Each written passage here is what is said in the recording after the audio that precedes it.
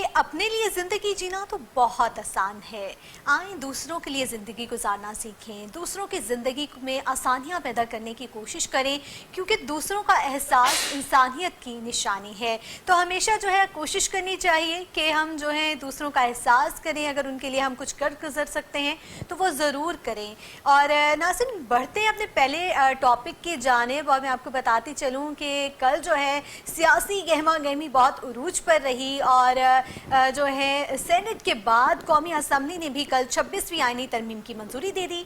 हुकूमत दोनों ऐवानों में 2/3 अक्सरियत साबित करने में कामयाब हो गई है और कौमी असम्बली के इजलास के दौरान इब्तदाई 2 शिकों की शिकवार मंजूरी के दौरान अपोजिशन के 12 अरकान ने मुखालफत में वोट दिया। तहम बाद में अपोजिशन अरकान बाइकआउट करके ऐवान से बाहर भी चले गए और ईवान में 26वीं आईनी तरमीम की मंजूरी के लिए हुकूमत को 224 वोट दरकार थे। ताहम तरमीम पर शिकवार मंजूरी के दौरान 225 अरकान ने तरमीम के हक में वोट किया और आईनी तरमीम के हक में 6 मुनहरिफ अरकान ने भी वोट किया है, जिनमें 5 का ताल्लुक पीटीआई जबकि 1 का ताल्लुक काफ लीग से बताया जा रहा है। और 26वीं आईनी तरमीम के लिए कौमी असम्बली में शिकवार मंजूरी के लिए वोटिंग करवाई गई और इस दौरान जो है 225 अरकान ने तमाम 27 शिकों की शिकवार मंजूरी के बाद वजीर कानून ने आईनी तरमीम बाज़ाब्ता मंजूरी के लिए ऐवान के सामने पेश की, जिसके बाद डिवीजन के जरिए वोटिंग भी की गई। नवाज शरीफ ने डिवीजन के जरिए वोटिंग के अमल में सबसे पहले वोट दिया।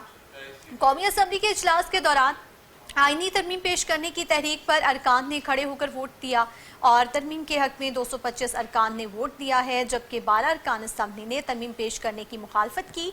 बादशाह अपोजिशन अरकान ने ऐवान से वॉकआउट किया। ताहम अपोजिशन अरकान लॉबी में ही मौजूद रहे हैं। हुकूमती बेंचेस पर कौमी असम्बली में मुस्लिम लीग नून 111, पीपल्स जो पार्टी है उनकी 69 नशिस्तें हैं। हुकूमती बेंचेस पर MQM की 22, काफ लीग 5, IPP के 4 अरकान हैं, जबकि मुस्लिम लीग ज़िया, बलूचिस्तान अवामी पार्टी और नेशनल पार्टी के 1-1 रुकन हैं। हुक्मरान इत्तेहाद के 3 अफराद के खिलाफ रेफरेंस दायर है। इसी तरह ये तादाद 211 है और JUI के 8 अरकान की हिमायत के साथ ये तादाद जो है 219 हो गई। और अब हुकूमत को आईनी तरमीम पास करवाने के लिए मजीद जो है 5 अरकान की ज़रूरत थी।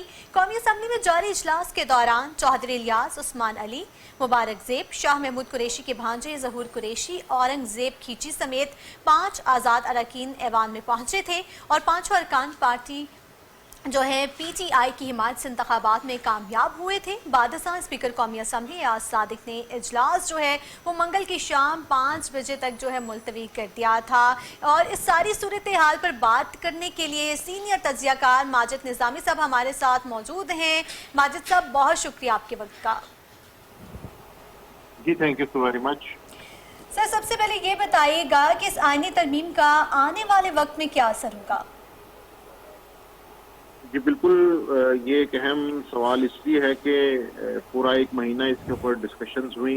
पहले मरहले में हुकूमती इत्तेहाद को नाकामी का सामना करना पड़ा, फिर दूसरे मरहले में उन्हें मौलाना फजलुर रहमान की तजावीज़ को भी मद्देनज़र रखना पड़ा और इस सारी सूरत हाल के बाद बहरहाल उन्हें तहरीक इंसाफ और अख्तर मैंगल की पार्टी से भी कुछ लोगों को मैनेज करना पड़ा। अगरचे ये तादाद बहुत कम रही, लेकिन ये सारा कुछ जल्दबाजी में इसलिए किया गया कि हमारे सामने एक इम्पॉर्टेंट रिटायरमेंट है जो कि मौजूदा चीफ जस्टिस काजी फ़ाइज़ ईसा की है और उससे पहले ये कोशिश की जा रही थी कि आने वाले चीफ जस्टिस मंसूर अली शाह का रास्ता किस तरह रोका जाए, क्योंकि हुकूमती हलकों में ये ख्याल मौजूद था कि उनके आने से मौजूदा सिस्टम को खतरा हो सकता है या हुकूमत के हक में फैसले नहीं आएंगे।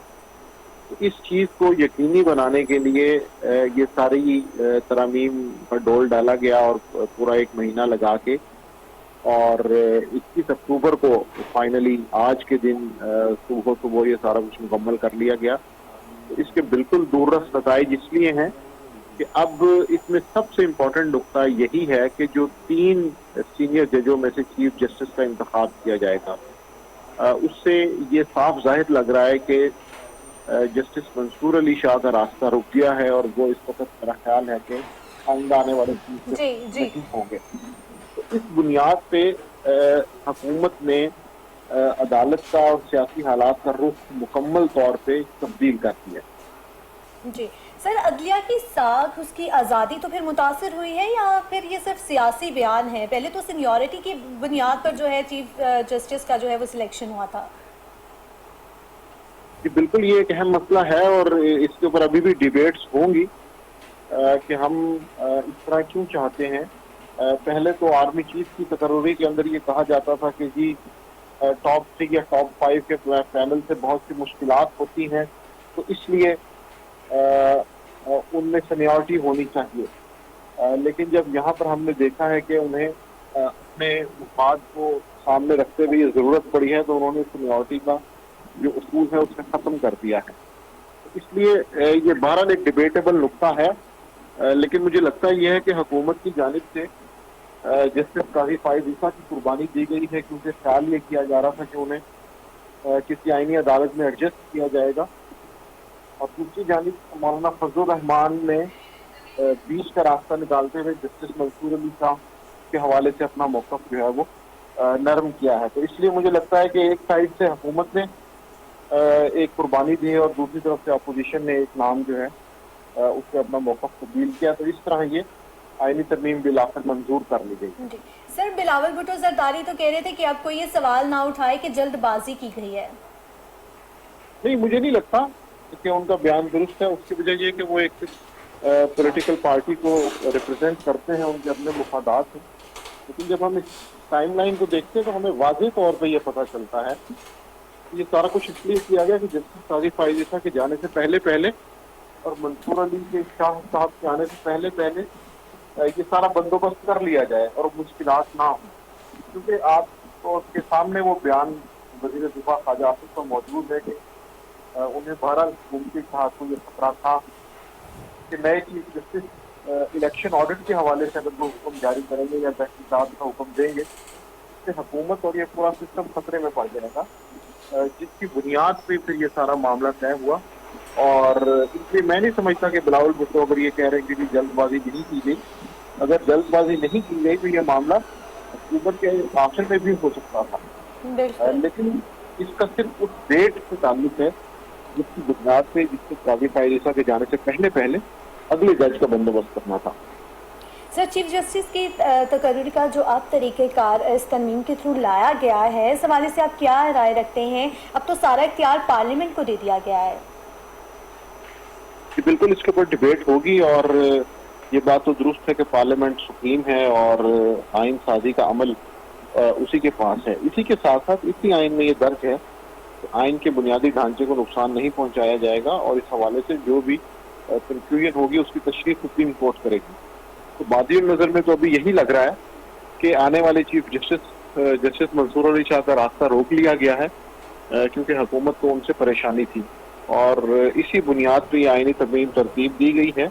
और अगर इसका मकसद अदालती इस्लाहात होता, इसमें लोअर कोर्ट्स में जो लाखों की तादाद में पेंडिंग मुकदमात हैं, ज़ेर इल्तमा हैं, हाई कोर्ट्स के अंदर जो मुकदमात हैं उनके ऊपर भी कुछ ना कुछ इस्लाहात की जाती, लेकिन हमें ऐसा कुछ देखने में नहीं आया। तो इससे साफ पता चलता है कि गवर्नमेंट की जो प्लानिंग है वो कुछ तकर्रियों के हिसाब से और कुछ शख्सियात के हिसाब से थी। सर, पीटीआई के लिए मुश्किलात देख रहे हैं आप? जी, पीटीआई मुझे लगता है कि इस वक्त अपनी सियासी स्ट्रेटजी में कोई इतनी कामयाब नजर नहीं आ रही। हमने ये देखा कि आईनी तरमीम के मामले में मौलाना फजलुर रहमान ने उन्हें अपने साथ एतमाद में लिया, उन्हें मुशावरत में शरीक कार रखा। आमिर डोगर साहब आखिरी दिन भी वहाँ पर तजावीज़ के अंदर आईनी तरमीम में मौजूद रहे। लेकिन मामला फिर वही है कि पीटीआई का स्ट्रक्चर इस तरह का है कि वहाँ पर तहरीक इंसाफ के बानी चेयरमैन इमरान खान इस हवाले से फाइनल मंजूरी देते हैं और तवक्को यही की जा रही थी कि नीचे अगर पार्टी क़यादत किसी चीज़ पे इत्तेफाक कर भी लेती है तो पार्टी चेयरमैन की जानिब से उन्हें मुश्किलात का सामना करना पड़ सकता है। और वही हुआ कि जब उनकी मुलाकात अरेंज की गई और उनको चीज़ों का बताया गया तो उसके बाद उनका जवाब वो नहीं था और उन्होंने साफ इनकार कर दिया, जिसके बाद पीटीआई ने अपना मौक़िफ़ नरम करते हुए वक्त मांगने का मुतालबा किया, लेकिन उससे साफ पता चल रहा था कि बानी चेयरमैन की तरफ से इनकार हो चुका है। बिल्कुल सर, इस तरमीम के बाद जो है बानी पीटीआई के केसेस पर क्या असर पड़ेगा? देखिए वो तो मैं नहीं समझता कि उसका ताल्लुक इस तरमीम से बराह रास्त हो सकता है। ये बात दुरुस्त है कि अगर justice Mansoor Ali Shah supreme court में मौजूद होते एज ए चीफ जस्टिस, तो हो सकता है तहरीक इंसाफ की तवक्को कर रही थी कि उन्हें कोई रिलीफ मिल जाता। जैसा कि उन्हें जस्टिस काजी फायद ईसा से मुश्किलात थी और शिकायत थी, तो उनका ये ख्याल था कि नए चीफ जस्टिस के आने से हो सकता है ये मसला हल हो जाए। लेकिन क्योंकि अब ये मामला खत्म होता नजर आ रहा है, इसलिए मुझे लग रहा है कि फिलहाल बानी चेयरमैन तहरीक इंसाफ इमरान खान साहब की मुश्किलात में कमी होती नजर नहीं आ रही और उनके मुकदमात इसी तरह चलते रहेंगे। जी सर, ये बताइएगा कि मौलाना फजलुर रहमान ने सूद के खात्मे के लिए जो है वो तरमीम में मंजूरी करवाई है जो 2028 से नाफिजुल अमल होगा, क्या वाकई इस पर अमल दरामद होगा? देखिए ये बड़ा संजीदा नुक्ता इसलिए भी है कि आईने पाकिस्तान में इससे पहले कई ऐसी चीजें मौजूद हैं कि जिन पर बदकिस्मती से अमल दरामद नहीं हो सका। हमारे सामने उर्दू ज़बान की मिसाल है जिसके हवाले से मेरा ख्याल है कि 150 के आसपास 151 में आर्टिकल में ये चीज़ें मौजूद हैं कि उर्दू को कौमी ज़बान का दर्जा हासिल है और उसे सरकारी तौर पर भी नाफिजुल अमल किया जाएगा।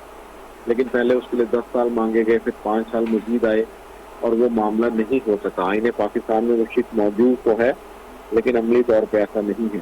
तो ये सूद के मामले में क्योंकि फेडरल शरीयत कोर्ट का एक बड़ा तफसीली फैसला आ चुका था और उसके बाद उस पर अमल दरामद की कोशिशें भी की जा रही थी, इसलिए हमने देखा कि कई बैंक ने इस्लामिक बैंकिंग का रास्ता भी इख्तियार कर लिया है। लेकिन ये बात दुरुस्त है कि सूद के खात्मे के हवाले से अमली तौर पर इक़दाम में खासी मुश्किलात का सामना होगा। मुश्किलात का सामना होगा। ठीक है, सीनियर तज्ज़ियाकार माजिद निज़ामी साहब हमारे साथ मौजूद थे।